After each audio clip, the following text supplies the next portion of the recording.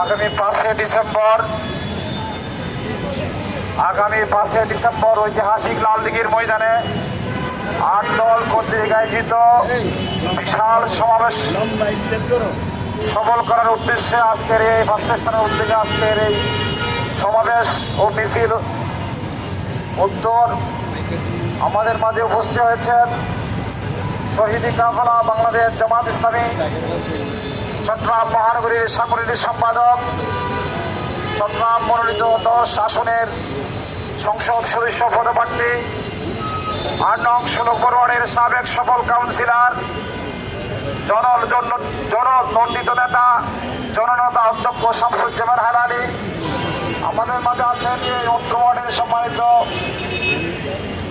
আমির, সাবেক ছাত্রনেতা তহিদ আজাদ ভাই, মাস্টার সম্মানিত সেক্রেটারি বিশিষ্ট আলেমেদিন জনাব মৌলানা মফিজুল হক ভাই।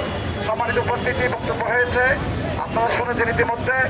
আমরা এখন মিছিল এদিকে যাব, আমাদের সাথে থাকবেন, বেশি সময় নেব না। মাগরিব সন্নিকটে মাগরিবের জন্য আমরা অল্প সময় মিছিল করে শেষ করে দেবো।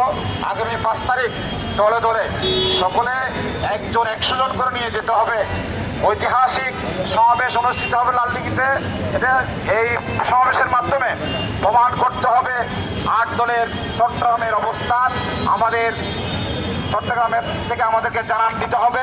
ঢাকাতে যখন সমাবেশ হবে না, সর্বশ্রেষ্ঠ সমাবেশ হবে চট্টগ্রামে। সেজন্য রাজশাহীতে গত 30 তারিখ হয়েছে, আজকে বরিশালে মনে হয় পর্যায়ক্রমে একটি বিভাগ ভিত্তিক সমাবেশ হচ্ছে।